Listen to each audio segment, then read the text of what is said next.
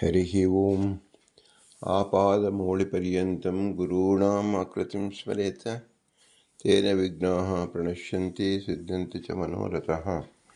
श्रीगुरुभ्यो नमः। परमगुरुभ्यो नमः। श्रीमदानन्दतीर्थभगवत्पादाचार्यगुरुभ्यो नमः। मन्मनोभीष्टवरदं सर्वाभीष्टफलप्रदं पुरन्दरगुरुं वन्दे दासशिष्टं दयानिधिं विद्याविनयसम्पन्नं शान्तादिगुणबृंहितान् सशास्त्रप्रवचनासक्तान् निलमिलार्यन् गुरून् भजे। पृथ्वीमण्डलमध्यस्थाः पूर्णबोधमतानुगाः वैष्णवाः विष्णुप्रदियान् तान् नमस्ते गुरुर्मम। हरिः ओम्। ಶ್ರೀಶಾಹ ಪಾಹಿ.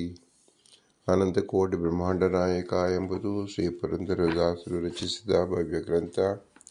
180 ಗದ್ಯಗಳು. 82ನೇ ಗದ್ಯದಿಂದ 92 ಗದ್ಯದವರೆಗೆ 10 ಜನ ವರದರನ್ನು ಚಿಂತಿಸುತ್ತಿದ್ದೆವು. ಅಕ್ರೂರ ವರದ, ಅಂಬರೀಷ ವರದ, ನಾರದ ವರದ, ಪ್ರಹ್ಲಾದ ವರದ, ಗಜೇಂದ್ರ ವರದ, ಮುಚುಕುಂದ ವರದ, ಧ್ರುವ ವರದ, ವಿಭೀಷಣ ವರದ, ಪುಂಡರೀಕ ವರದ, ಪರಾಶರ ವರದ ಎಂಬುದು 10 ಜನ ವರದರನ್ನು, ಅನಂತ ಸಂಖ್ಯಾಕ ಜೀವರನ್ನು ಉದ್ದೇಶಿಸಿ ಜೀವಗಣಾಃ ಹರೇರನುಚರಾಃ ಎಂಬ ತಾತ್ವಿಕ ಅಂಶವನ್ನು ಶ್ರೀ ಪುರಂದರದಾಸರು ನಮಗೆ ಬೋಧಿಸುತ್ತಿದ್ದಾರೆ.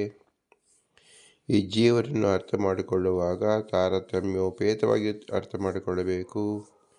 ಈ ತಾರತಮ್ಯ ಎಂಬತಕ್ಕಂಥದ್ದು ಭಗವಂತನಿಂದ ಅಕ್ಲುಪ್ತವಾಗಿ ನಿಯಮನ ಮಾಡಲ್ಪಟ್ಟಿದೆ ಎಂಬುದನ್ನು ನಾವು ತಿಳಿದಿದ್ದೆವು. ಭಗವಂತ ಅವನಲ್ಲಿ ನೇಹ ನಾನ ಎಂಬತಕ್ಕಂಥ ಶ್ರುತಿಯಿಂದ ಯಾವುದೂ ಭೇದವಿಲ್ಲ ಭಗವಂತನಲ್ಲಿ, ಎಲ್ಲವೂ ಅಭಿನ್ನವಾದುದು ಎಂದು ತಿಳಿಯಬೇಕು. ನೇಹ ನಾನಾಸಿ ಕಿಂಚನ ಎಂಬ ಶ್ರುತಿಯಿಂದ ಭಗವಂತ ಜೀವರ ಎಲ್ಲ ಅವಸ್ಥೆಗೂ ಪ್ರೇರಕನಾಗಿದ್ದಾನೆ, ನಿಯಮನವನ್ನು ಮಾಡುತ್ತಾನೆ ಎಂಬುದರಲ್ಲಿ ಭಗವಂತ ಜೀವರ ತುರಿಯ ಅಂಶವಾದ ಯಾವ ಸುಷುಪ್ತ ಕಾಲ, ಇದನ್ನು ಹೇಗೆ ಭಗವಂತ ನಿಯಮನ ಮಾಡುತ್ತಾನೆ ಎಂಬುದು ಪ್ರಸಕ್ತವಾದ ವಿಷಯವಾಗಿದೆ. ಇಲ್ಲಿ ನಾವು ಚಿಂತನೆ ಮಾಡಬೇಕಾಗಿರೋದು, ಸುಷುಪ್ತಿಯಲ್ಲಿ ಭಗವಂತನ ಸನಿಹದಲ್ಲಿ ಜೀವನಿರುತ್ತಾನೆ. ಜೀವನ ಪ್ರಾಕೃತವಾದ ಸಂಬಂಧ ಆ ಸದ್ಯದಲ್ಲಿ ಇರುವುದಿಲ್ಲ. ಕೇವಲ ಅಪ್ರಾಕೃತವಾದ ಚೇತನದ ಸಂಬಂಧ ಭಗವಂತನಲ್ಲಿ ಆಗುವುದರಿಂದ ಕೇವಲ ಆನಂದಮಯವಾಗಿರುತ್ತದೆ. ಭಗವಂತನ ವಿಶೇಷ ಆಲಿಂಗನ ಎಂಬತಕ್ಕಂಥದ್ದು ಕೇವಲ ಸುಖರೂಪವಾದದ್ದು. ನಾವು ಇದನ್ನು ಚಿಂತಿಸುವಾಗ ಭಗವಂತನಿಗೂ ಮತ್ತು ಜೀವರಿಗೂ ಭಿನ್ನನೆಂಬುದು ಸ್ಪಷ್ಟ ಶ್ರುತಿಯಲ್ಲಿ ತಿಳಿಸಿದೆ. ಪ್ರತ್ಯಕ್ಷವಾಗಿ ಸಿದ್ಧವಾಗಿದೆ, ಅನುಮಾನದಿಂದಲೂ ಸಿದ್ಧವಾಗಿದೆ.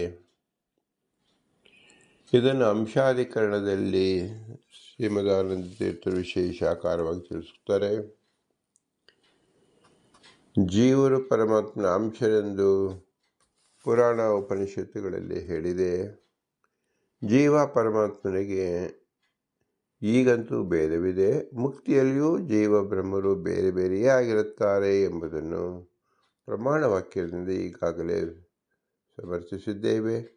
ಹಾಗಾದರೆ ಜೀವು ಪರಮಾತ್ಮನ ಅಂಶ ಎಂಬುದರ ಅಭಿಪ್ರಾಯವೇನು ಎಂದರೆ, ಜೀವರು ಭಗವಂತನಿಂದ ಭಿನ್ನನಾಗಿದ್ದರು. ಚಿದಾನಂದ ರೂಪವಾಗಿ ಭಗವಂತನಿಗೆ ಸ್ವಲ್ಪ ಸದೃಶರಾಗಿ, ಅವನ ಪೂರ್ಣ ಅಧೀನವಾಗಿ ಅವನ ಮುಂದೆ ಅತ್ಯಲ್ಪವಾಗಿರುವುದರಿಂದ ಪರಮಾತ್ಮನ ಅಂಶರಾಗಿದ್ದಾರೆ. ನಮ್ಮ ಕೈಯಲ್ಲಿರುವ 1 ರೂಪಾಯಿ ದೊಡ್ಡ ಶ್ರೀಮಂತನಲ್ಲಿರುವ 1 ಕೋಟಿ ರೂಪಾಯಿಯಂತೆ ಅಂಶವೆಂದು ತೋರುತ್ತದೆ. ನಮ್ಮಲ್ಲಿರುವ ಈ 1 ರೂಪಾಯಿ ಆ ಕೋಟಿ ರೂಪಾಯಿಗಳ ಒಂದು ಭಾಗವಲ್ಲ. ಇದು ಅದರಿಂದ ಬೇರೆಯಾದರೂ ಅದರ ಅಂಶವಾಗಿದೆ. ನಮ್ಮ ಬಾವಿಯ ನೀರು ಮಹಾಸಾಗರದ ಒಂದು ಅಂಶ. ಈ ನೀರು ಸಾಗರದ ನೀರಿನಂತಿದ್ದರೂ ಅದರ ಮುಂದೆ ಅತ್ಯಂತ ಅಲ್ಪವೆಂದು ಅದರ ಅಂಶವಾಗಿದೆ. ಅದರಂತೆ ಜೀವರು ಭಗವಂತನ ಅಂಶ ಎಂಬುದರ ಅಂತರಾರ್ಥವನ್ನು ನಾವು ತಿಳಿದುಕೊಳ್ಳಬೇಕು. ಅಂಶ ಎರಡು ವಿಧವಾಗಿದೆ. ರಾಮಕೃಷ್ಣಾದಿ ರೂಪಗಳು ಭಗವಂತನ ಅಂಶಗಳೆಂದು ಪ್ರಸಿದ್ಧಿ ಇದೆ. ಶ್ರೀರಾಮ ಶ್ರೀಕೃಷ್ಣ ಭಗವಂತನಿಗೂ ಆ ರೂಪಗಳಿಗೂ ಭೇದವೇ ಇಲ್ಲ. ಅವುಗಳನ್ನು ಸ್ವರೂಪ ಅಂಶ ಎಂದು ಕರೆಯುತ್ತಾರೆ. ಮೇರು ಪರ್ವತ ಅಭಿಮಾನ ದೇವತೆಯು ಭೂಮಂಡಲದ ಅಭಿಮಾನ ದೇವತೆಯಾದ ಭೂದೇವಿಯ ಅಂಶ. ಇವರಿಗೆ ಯಾವ ಭೇದವೂ ಇಲ್ಲ. ಇದು ಸ್ವರೂಪಾಂಶಕ್ಕೆ ಉದಾಹರಣೆ. ಆದರೆ ಕಶ್ಮಲದ ಅಭಿಮಾನಿಯಾದ ಅಪಭ್ರಷ್ಟ ದೇವತೆಯು ಭೂದೇವಿಯಿಂದ ಬೇರೆಯೇ ಆಗಿರುವ ಅಂಶ. ಹೀಗೆ ಜೀವರು ಭಗವಂತನ ಭಿನ್ನ ಅಂಶರಾಗಿದ್ದಾರೆ ತಿಳಿಯಬೇಕು.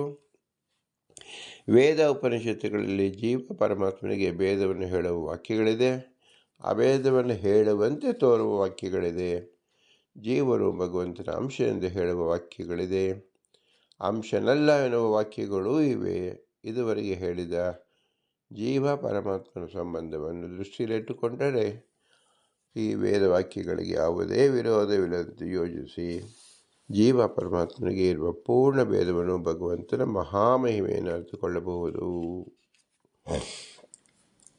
ಆದ್ದರಿಂದ ಸುಷುಪ್ತಾವಸ್ಥೆಯಲ್ಲಿ ಭಗವಂತನ ಅತ್ಯಂತ ಸಮೀಪವಿದ್ದು ಭಗವಂತನ ಆಲಿಂಗನದಲ್ಲಿರುವಾಗ ಆ ಜೀವನಿಗೆ ತಾನು ಬ್ರಹ್ಮ ಎಂಬ ಅನುಭವ ಬರುವುದಿಲ್ಲ. ಕಿಂತು ತನ್ನ ನೈಜವಾದ ಯೋಗ್ಯತೆಯಲ್ಲಿ ಇರುವ ಆನಂದವನ್ನು ಅನುಭವಿಸುತ್ತಾನೆ ಎಂದು ತಿಳಿಯಬೇಕು. ಸಮುದ್ರ ನೀರಿನ ಎದುರುಗಡೆ ನಮ್ಮ ಬೊಗಸೆಯಲ್ಲಿರುವ ಹಿಡಿ ನೀರು, ಈ ಹಿಡಿ ನೀರಾದರೂ ಸಹ ಸಮುದ್ರ ನೀರು ಬೇರೆ ಮತ್ತು ನಮ್ಮ ಹಿಡಿಯ ನೀರು ಬೇರೆ. ಸಮುದ್ರದಲ್ಲಿ ನಮ್ಮ ಹಿಡಿಯ ನೀರನ್ನು ಹಾಕಿದಾಗ ಆ ಸಮುದ್ರವೇ ಹಿಡಿಯ ನೀರಾಗಿಲ್ಲ ಮತ್ತು ಹಿಡಿಯ ನೀರು ಸಮುದ್ರವೂ ಅಲ್ಲ, ಅದು ಭಿನ್ನವಾಗಿಯೇ ಇತ್ತು. ಅದರಂತೆ ಭಗವಂತನ ಅತ್ಯಂತ ಸನ್ನಿಧಾನದಿಂದ ಜೀವನಿಗೆ ಆನಂದವನ್ನು ಅನುಭವಿಸುವನಾದರೂ ಆ ಆನಂದ ಎಂಬತಕ್ಕಂಥದ್ದು ಜೀವನ ಆನಂದವೇ ಹೊರತು ಭಗವಂತನದಲ್ಲ. ಅದು ಹೇಗೆ ಏರ್ಪಟ್ಟಿತು ಅಂದರೆ ಭಗವಂತನ ವಿಶೇಷ ಆಲಿಂಗನದಿಂದ ಉಂಟಾಗಿತು. ಅದಕ್ಕೆ ನಾವು ಸುಷುಪ್ತಾವಸ್ಥೆ ಎನ್ನುತ್ತೇವೆ. ಈ ಸುಷುಪ್ತಾವಸ್ಥೆ ಭಗವಂತ ಯಾಕೆ ಮಾಡಿದ ಎಂಬ ಪ್ರಶ್ನೆ ಕೊಟ್ಟರೆ, ಜೀವನು ಸಂಸಾರಾವಸ್ಥೆಯಲ್ಲಿದ್ದಾಗ ದೈಹಿಕವಾದ ಪ್ರಾಕೃತಿಕವಾದ ಬಳಲಕ್ಕೆ ಅಂದರೆ ಆಯಾಸವನ್ನು ಹೊಂದುತ್ತಾನೆ. ಆಯಾಸವಿದ್ದಾಗ ಯಾವ ಪುರುಷನು ಚೈತನ್ಯಕಾರಿಯಾಗಿ ಯಾವ ಕೆಲಸವನ್ನು ಮಾಡಲಾರ. ವೃದ್ಧ ರೋಗಿಗಳು ಒಂದು ಕಡೆ ಮಲಗಿ ಇರಬೇಕಾಗುತ್ತದೆ. ಅದನ್ನು ಜಾಗೃತಗೊಳಿಸಲು ಭಗವಂತ ತನ್ನ ಆಲಿಂಗನದಿಂದ ವಿಶೇಷವಾದ ಶಕ್ತಿಯನ್ನು ತೋರಿಸುವಂತೆ ಭಗವಂತ ಜೀವನದಲ್ಲಿರುವ ಆನಂದವನ್ನೇ ತೋರಿಸುತ್ತಾನೆ ಅಂತ ತಿಳಿಯಬೇಕು. ಹೀಗೆ ನಾವು ತಿಳಿದಾಗ ಎಲ್ಲ ಜೀವರಿಗೂ ಈ ಆನಂದವು ಸ್ವರೂಪದಲ್ಲಿ ಇಲ್ಲವಲ್ಲ. ಆದರೂ ಎಲ್ಲ ಅಸುರ ಜೀವರು ಅವರ ಸ್ವರೂಪದಲ್ಲಿ ಆನಂದವೇ ಇಲ್ಲ. ಅವರಿಗೆ ಸುಷುಪ್ತಾವಸ್ಥೆಯಲ್ಲಿ ಆನಂದವಾಗುವುದೋ ಇಲ್ಲವೋ ಎಂದು ಕೇಳಿದಾಗ ಭಗವಂತನ ವಿಶೇಷವಾದ ಶಕ್ತಿಯನ್ನು ನಾವು ಒಪ್ಪಬೇಕು. ಭಗವಂತ ತತ್ಕಾಲದಲ್ಲಿ ಪ್ರಕೃತಿ ಸಂಬಂಧದಿಂದ ಅಸುಖವನ್ನು ಸೃಷ್ಟಿಸಿ ಆ ಜೀವನಿಗೆ ಕೊಡುತ್ತಾರೆ. ಹೇಗೆ ಅಸುರರು ತಪಸ್ಸು ಮಾಡಿದಾಗ ವರವನ್ನು ಯಾಚಿಸಿದಾಗ ಅದು ಸಜ್ಜನರಿಗೆ ಅಹಿತವನ್ನು ಉಂಟು ಮಾಡುವ ಪ್ರಸಂಗ ಇದ್ದರೂ ದೇವತೆಗಳು ವರವನ್ನು ಕೊಡುತ್ತಾರೆ. ಹಾಗೆ ಸ್ವರೂಪದಲ್ಲಿ ಸುಖವಿಲ್ಲದ ಜೀವಿಗಳಿಗೂ ಭಗವಂತ ಬಾಹ್ಯ ಸುಖದಿಂದ, ಬಾಹ್ಯ ಕರ್ಮದಿಂದ, ಬಾಹ್ಯವಾದ ಪ್ರಕೃತಿ ಸಂಬಂಧವಾದ ಸುಖವನ್ನು ಕೊಡುತ್ತಾನೆ. ಇದು ತಾತ್ಕಾಲಿಕವೆನಿಸುತ್ತದೆ. ಎಲ್ಲ ಜೀವರಿಗೂ ಸುಷುಪ್ತಾವಸ್ಥೆ ಎಂಬುದು ತಾತ್ಕಾಲಿಕವೇ. ಮೋಕ್ಷದಲ್ಲಿ ಮಾತ್ರ ಸುಜೀವರಿಗೆ ನಿತ್ಯವಾಗಿರುತ್ತದೆ. ಸುಜೀವರಲ್ಲದವರಿಗೆ ಅನಂತಮಾದಿ ಲೋಕಗಳಲ್ಲಿ ಸ್ವರೂಪದಲ್ಲಿ ಸುಖವೇ ಇಲ್ಲದೆ ಇರುವುದರಿಂದ ಅವರು ನಿತ್ಯ ನರಕ ನಿತ್ಯ ದುಃಖಾವಸ್ಥೆಯಲ್ಲಿ ಇರುತ್ತಾರೆ.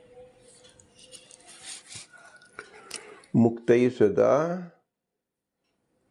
ಚಿಂತ್ಯಮಾನೋ ಬ್ರಹ್ಮಾದ್ಯೈ ತಾರತಮ್ಯ ಗೌಹು. ಅಂದರೆ ಮುಕ್ತಿಯಲ್ಲಿ ತಾರತಮ್ಯೋಪೇತರಾದ ಬ್ರಹ್ಮಾದಿಗಳಿಂದ ಸದಾ ಚಿಂತಿಸಲ್ಪಡುವನು ನಾರಾಯಣ. ಸೃಷ್ಟಿ ಪ್ರಳಯ ಸಮರ್ಥನದಿಂದ ಅಲ್ಲಿ ತಾರತಮ್ಯ ಹೋಗುವುದಿಲ್ಲ ಎಂಬ ಅಭಿಪ್ರಾಯದಿಂದ ತಾರತಮ್ಯಗೈಹಿ ಎಂಬ ಇತ್ಯಾದಿ ಅನುವ್ಯಾಖ್ಯಾನದಲ್ಲಿ ತಿಳಿಸಿಕೊಟ್ಟಿದ್ದಾರೆ. ವಿಪರ್ಯೇಣತು ಕ್ರಮತಃ ಉಪಪದ್ಯತೆ ಎಂಬ ಸೂತ್ರದಿಂದ ಸೃಷ್ಟಿ ಕ್ರಮ ವಿರುದ್ಧವಾಗಿ ಲಯ ಕ್ರಮವೂ ಇದೆ ಎಂಬ ಹೇಳಲ್ಪಟ್ಟಿದೆ. ಅಲ್ಲಿ ಸೃಷ್ಟಿಯಲ್ಲಿ ಯಾವ ಕ್ರಮ ಎಂಬುದನ್ನು ತೋರಿಸಲು ವೇದ ಅಧಿಕರಣ ತಾತ್ಪರ್ಯವನ್ನು ಪ್ರಕೃತಿ ಪುರುಷ ಕಾಲ ಎಂಬ ಅನುವ್ಯಾಖ್ಯಾನದಲ್ಲಿ ಹೇಳಿದ್ದಾರೆ. ಹುಟ್ಟು ಹೇಗೆ ನಡೆಯಿತು ಅಂದರೆ ಪ್ರಕೃತಿ ಪುರುಷ ಕಾಲೋ ವೇದಶ್ಚೇತ ಚತುಷ್ಟಯಂ ನಿತ್ಯಂ ಸ್ವರೂಪತೋ ವಿಷ್ಣೋ ವಿಶೇಷಾವಪ್ತಿ ಮಾತ್ರತಃ ಉತ್ಪತ್ತಿಮಾದಿತಿ ಪ್ರೋಕ್ತಃ ಲಕ್ಷ್ಮೀ ತದಭಿಮಾನಿನಃ ತಥೋ ಜಾತಃ ಪುಮಾನ್ ನಾಮ ಬ್ರಹ್ಮಸ್ಯ ವಾಸುದೇವತಃ ಸೂತ್ರಾತ್ಮ ಪ್ರಾಣನಾಮ ಚ ದೇವ್ಯೋ ಪ್ರಕೃತಿ ಮಾನಿನಿ ತಥೋ ರೂಪಂ ಮಹನ್ನಾಮ ಬ್ರಹ್ಮಣೋ ಅಹಂಕೃತಿ ಶಿವಃ ಬ್ರಹ್ಮಣೋ ಬುದ್ಧಿನಾಮ ನಾಮ ಉಮಾ ತಥಾ ಇಂದ್ರ ಮನೋ ಅಭಿದಃ ಸ್ಕಂದಶ್ಚ ತಥಾ ಏವ ಅನ್ಯೇ ಸರ್ವೇ ದೇವ ಪ್ರಜಜ್ಞಿರೇ. ತತ್ರ ಪೂರ್ವತನಃ ಶ್ರೇಯಾನ್ ಗುಣೈಃ ಸರ್ವೈಃ ಸಮಸ್ತಶಃ.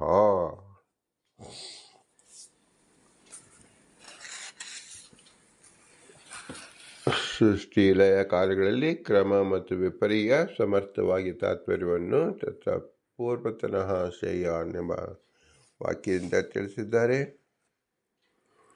ತೇಭ್ಯಶ್ಯ ಭಗವಾನ್ ವಿಷ್ಣು, ಅವರೆಲ್ಲರಿಗಿಂತ ಭಗವಂತ ವಿಷ್ಣು ಶ್ರೇಷ್ಠನಾಗಿದ್ದಾನೆ.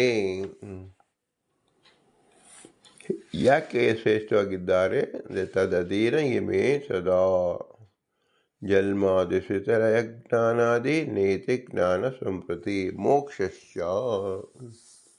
ಎಲ್ಲ ಪದಾರ್ಥಗಳ ಜನ್ಮ ಶ್ರುತಿ ಲಯ ಜ್ಞಾನ ನೇಮನ ಜ್ಞಾನ ಸಂಸಾರ ಮತ್ತು ಮೋಕ್ಷ ಎಲ್ಲ ವಸ್ತುಗಳು ಭಗವಂತನ ಅಧೀನವಾಗಿದೆ. ನಾವು ಏನು ತಿಳಿಯಬೇಕು ಅಂದರೆ ಎಲ್ಲರೂ ಸರ್ವೋತ್ತಮನಾದ ವಿಷ್ಣುವಿನ ಅಧೀನರು ಅಂತ ತಿಳಿಯಬೇಕು.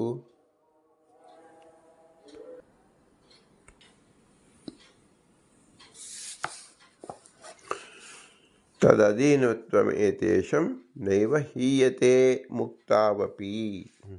ಮುಕ್ತಿಯಲ್ಲಿಯೂ ಮುಕ್ತರಿಗೆ ಭಗವದಧೀನತ್ವ ಹೋಗುವುದಿಲ್ಲ. ಏತೇಷಾಂ ಅಂದರೆ ಬ್ರಹ್ಮಾದಿಗಳಿಗೆ ಪರಮ ಪ್ರೇಮ ಸ ಏವ ಇತಿ. ಏತೇಷಾಂ ಅಂದರೆ ಬ್ರಹ್ಮಾದಿಗಳಿಗೆ ಎಂದರ್ಥ. ಸ ಏವ ಇತಿ ಎಂಬಿತ್ಯಾದಿ ಅನುವ್ಯಾಖ್ಯಾನದಿಂದ ಉತ್ತಮ ಪ್ರಮೇಯವನ್ನು ಹೇಳುತ್ತಾರೆ. ಸ ಏವ ಏಕಃ ಸ್ವತಂತ್ರ ಪೂರ್ಣ ಸದ್ಗುಣ. ಆ ಹರಿ ಮಾತ್ರ ಸ್ವತಂತ್ರ ಪೂರ್ಣ ಸದ್ಗುಣ ಆಗಿದ್ದಾನೆ. ಭಗವಂತನೇ ಸ್ವತಂತ್ರ ಮತ್ತು ಪರಿಪೂರ್ಣ. ಇತಿ ಸತ್ಯ ಉಪಪಾದೇಭ್ಯುಪಾದೇ ಅಸ್ಮಿನ್ ಪ್ರಭುಣೋದಿತಂ. ಹೀಗೆ ಅಂಶಾಧಿಕರಣದಲ್ಲಿ ಉಕ್ತವಾದ ಪಾದೋಕ್ತವಾದ ಪ್ರಮೇಯವನ್ನು ಇತಿ ಎಂಬ ಅನ್ವ್ಯಾಖ್ಯಾನದ ಉಪಸಂಹಾರ ಮಾಡಿದ್ದಾರೆ. ನಾವು ಒಟ್ಟಿನಲ್ಲಿ ತಿಳಿಯಬೇಕಾದ್ದು ಏನು? ಹರಿಗೆ ಸ್ವತಂತ್ರ ಪೂರ್ಣಗುಣ ಎಂಬ ಪರಮ ಪ್ರಮೇಯವನ್ನು ಈ ಪಾದದಲ್ಲಿ ಶ್ರುತಿ ಮತ್ತು ಯುಕ್ತಿಗಳಿಂದ ವೇದವ್ಯಾಸದೇವರು ತಿಳಿಸಿಕೊಟ್ಟಿದ್ದಾರೆ. ಅದರಂತೆ ನಾವು ಭಗವಂತ ಸರ್ವ ಅವಸ್ಥೆಯಲ್ಲಿಯೂ ಸಹ ಭಗವಂತನು ಉತ್ತಮನಾಗಿಯೇ ಇರುತ್ತಾನೆ ಹೊರತು ಜೀವರ ಸಂಪರ್ಕದಲ್ಲಿದ್ದರೂ ಭಗವಂತನಿಗೂ ಜೀವನಿಗೂ ಅತ್ಯಂತ ಭಿನ್ನರಾಗಿಯೇ ಇರುತ್ತಾರೆ ಎಂಬುದನ್ನು ನಾವು ಸದಾಕಾಲ ಚಿಂತಿಸಬೇಕು. ಭಗವಂತ ಸ್ವತಂತ್ರನಾದ್ದರಿಂದ ಜೀವನ ಸರ್ವ ಅವಸ್ಥೆಗಳಿಗೆ ಪ್ರೇರಕರಾಗಿದ್ದಾರೆ, ನಿಯಮನಾಗಿದ್ದಾನೆ. ತೇನ ವಿನಾ ತೃಣನಪಿ ಚಲತಿ ಎಂಬುದು ಭಗವದ್ಗೀತೆಯ ವಚನವಾಗಿದೆ. ಯಾವುದೇ ಕಾರ್ಯಕಲಾಪ ನಡೆಯಬೇಕಾದರೂ ಭಗವಂತನ ಅನುಗ್ರಹದಿಂದಲೇ ನಡೆಯುತ್ತದೆ ಎಂದು ತಿಳಿದಾಗ ಜೀವನ ಸರ್ವಾವಸ್ಥೆಗೆ ನಿಯಮನ ಮಾಡತಕ್ಕಂಥ ಭಗವಂತ ಜೀವರಿಗಿರತಕ್ಕಂಥ ಎಲ್ಲ ವಸ್ತುಗಳು ಅಂದರೆ ಸೃಷ್ಟಿ, ಸ್ಥಿತಿ, ನಿಯಮನ, ಜ್ಞಾನ ಬಂಧ ಮೋಕ್ಷ ಎಂಬುದಂತಾಗಿ ಹೇಳುವಾಗ ಪ್ರತಿದಿನವೂ ಕಾಣತಕ್ಕಂಥ ಜಾಗೃತ ಅವಸ್ಥೆ, ಸ್ವಪ್ನಾವಸ್ಥೆ, ನಿದ್ರಾವಸ್ಥೆ, ಸುಷುಪ್ತಾವಸ್ಥೆಯಲ್ಲೂ ಸಹ ನಾವು ಇದೇ ರೀತಿಯಲ್ಲಿ ಚಿಂತನೆ ಮಾಡಿಕೊಳ್ಳಬೇಕು ಎಂಬುದಾಗಿ ಪ್ರತಿನಿತ್ಯವೂ ಭಗವಂತ ನಮಗೆ ಎಚ್ಚರಿಸಿರುತ್ತಾನೆ. ಈ ಅವಸ್ಥೆಗಳು ಬರುವುದು ಭಗವಂತನ ವಿಶೇಷ ಮಹಿಮೆಯನ್ನು ನಮಗೆ ತಿಳಿಸಿಕೊಸಲುವಾಗಿ. ಇದನ್ನು ಶ್ರೀ ಪುರಂದರದಾಸರು 10 ಜನ ವರದರನ್ನು ನಿರ್ದೇಶನ ಮಾಡಿಕೊಂಡು ಭಗವಂತನ ವಿಶೇಷ ಮಹಿಮೆಯನ್ನು ನಮಗೆ ಬೋಧಿಸುತ್ತಿದ್ದಾರೆ. ಇದರಿಂದ ನಾವು ಏನು ತಿಳಿಯಬೇಕು? ಭಗವಂತ ಜೀವರಂತೆ ತಾರತಮ್ಯವನ್ನು ಹೊಂದಿಲ್ಲ. ಭಗವಂತ ಉತ್ಕೃಷ್ಟನಾದವನು. ಅವನಲ್ಲಿ ಯಾವ ನೀಚ ಉಚ್ಚ ಗುಣ ಎಂಬತಕ್ಕಂಥದ್ದಿಲ್ಲ. ಎಲ್ಲವೂ ಅತಿ ಉತ್ತಮವಾದ ಸ್ವತಂತ್ರವಾದ ಭಗವಂತ ಗುಣಗಳಿರುವುದು, ಅಪ್ರಾಕೃತವಾದ ಗುಣಗಳು.